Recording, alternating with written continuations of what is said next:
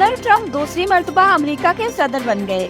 Republican امیدوار مطلوبہ 270 electoral vote حاصل کر کے دوسری بار صدر منتخب ہوئے۔ ٹرمپ نے 270 الیکٹورل ووٹ حاصل کیے، جبکہ کاملا ہیرس اب تک 266 الیکٹورل ووٹ حاصل کرنے میں کامیاب رہی۔ صدارتی انتخابات میں جیت کے لیے 538 میں سے کم از کم 270 الیکٹورل ووٹ حاصل درکار تھے۔ اب کوئی نئی جنگ نہیں ہوگی، پرانی جنگوں کو ختم کروں گا۔ میری کامیابی عظیم ترین سیاسی تحریک کے نتیجے میں ہوئی۔ ٹرمپ کا جیت کے بعد خطاب کہتے ہیں ووٹرز اور حامیوں کا شکریہ ادا کرتے ہیں، ان کی سپورٹ کے بغیر جیت ممکن نہ تھی۔ امریکہ کو عظیم سے عظیم تر بنائیں گے، امریکہ کو مزید بہتر کرنے کی ضرورت ہے۔ اب ہم امریکہ کے زخموں پر مرہم رکھیں گے، بہت کچھ بدلے گا۔ عوام نے جس طرح ساتھ دیا اس کی مثال نہیں ملتی۔ ٹرمپ کا امریکیوں کو بھی سرپرائز، ایک دن پہلے ہونے والے سروے غلط ثابت ہوئے۔ امریکی میڈیا نے کاملا ہیرس کی برتری دکھائی۔ ووٹنگ کے بعد ہر طرف ٹرمپ کا پلڑا بھاری رہا۔ غیر متوقع نتائج دینے والے ریاستین بھی ٹرمپ کی جولی میں آ گرے۔ دنیا بھر کے لیڈروں کی نو منتخب امریکی صدر کو مبارکباد۔ برطانیہ، فرانس، جرمنی، بھارت، کینیڈا سمیت دیگر ممالک کے سربراہان کے ٹرمپ کے لیے پیغامات۔ صدر مملکت آصف زرداری اور وزیر اعظم شہباز شریف کی جانب سے نئے امریکی صدر کے لیے نیک خواہشات کا اظہار۔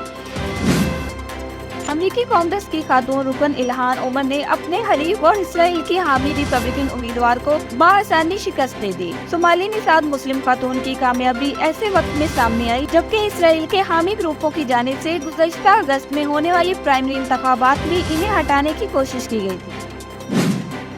پی ٹی آئی کا عدلیہ کی آزادی کے لیے بھرپور تحریک چلانے کا اعلان۔ پی ٹی آئی کے رہنماؤں نے پریس کانفرنس میں کہا، عوام سیاسی وابستگیوں سے بالا تر ہو کر عدلیہ کی آزادی کے تحفظ کے لیے تحریک چلائیں۔ پی ٹی آئی کے سیکریٹری سلمان اکرم راجا نے موجودہ حکمرانوں پر الزام عائد کیا وہ کسی بھی ادارے یا فرد کو اسٹیبلشمنٹ پر سوال اٹھانے سے روکنے کے لیے عدالتی آزادی پر حملہ کر رہے ہیں۔ پی ٹی آئی رہنما شیر افضل مروت نے عمران خان کی رہائی کے لیے احتجاج کی باتوں کو صرف بیانات قرار دے دیا۔ کہتے ہیں، اگر اس معاملے پر دھڑے بندی ہو رہی ہے تو اس کا مطلب ہے کہ کچھ لوگ چاہتے ہیں کہ بانی پی ٹی آئی رہا نہ ہو۔ انہوں نے کہا، پارٹی رہنماؤں کی جانب سے بانی P T I Imran Khan کی رہائی کے لیے احتجاج کی باتیں ابھی صرف بیانات کی حد تک دیکھ رہے ہیں۔ خواجہ آصف کہتے ہیں، پی ٹی آئی کی قیادت عمران خان کی رہائی کے لیے بیرونی طاقتوں سے مدد مانگ رہی ہے۔ ان کا مقصد بیرونی طاقتوں سے پاکستان پر دباؤ ڈلوانا ہے۔ رہائی کے بعد عمران خان کو یہ لوگ باہر بھجوانا چاہتے ہیں۔ وفاقی وزیر خزانہ محمد اورنگزیب نے کہا کہ اشیاء خورد و نوش اور شرح سود میں کمی ملکی معیشت میں بہتری کی علامات ہیں۔ زر مبادلہ کے ذخائر مستحکم ہیں، جبکہ رواں مالی سال کریڈٹ ریٹنگ مستحکم کروانا چاہتے ہیں۔ جوڈیشل کمیشن میں نمائندگی کے معاملے پر چیئرمین پیپلز پارٹی بلاول بھٹو زرداری حکومت سے ناراض ہو گئے۔ بلاول بھٹو زرداری نے جوڈیشل کمیشن میں نمائندگی کے معاملے پر وعدے پورے اور مشاورت نہ کرنے پر حکومت سے تحفظات کا اظہار کیا ہے۔ کراچی کی سڑکوں پر دندناتے واٹر ٹینکرز اور ڈمپر شہر میں موت بانٹنے لگے۔ شہر قائد میں واٹر ٹینکرز اور ڈمپر کی ٹکر سے پولیس اہلکار سمیت 4 افراد جاں بحق ہو گئے۔ آسٹریلین کرکٹر ڈیوڈ وارنر کو پابندی سے نجات کے بعد دوبارہ کپتانی مل گئی۔ David Warner B B L میں سڈنی تھنڈر کی پھر سے قیادت کریں گے اور سڈنی تھنڈر نے ڈیوڈ وارنر کو قیادت سونپنے کی تصدیق کی ہے۔ اسٹیڈیم تو نیا بنے گا ہی، لائٹیں بھی نہیں لگیں گی۔ لاہور کے قذافی اسٹیڈیم کی تزئین و آرائش کے لیے ٹاورز پر نئی LED فلڈ لائٹس لگائی جائیں گی۔ پی سی بی نے ڈیزائن جاری کر دیا۔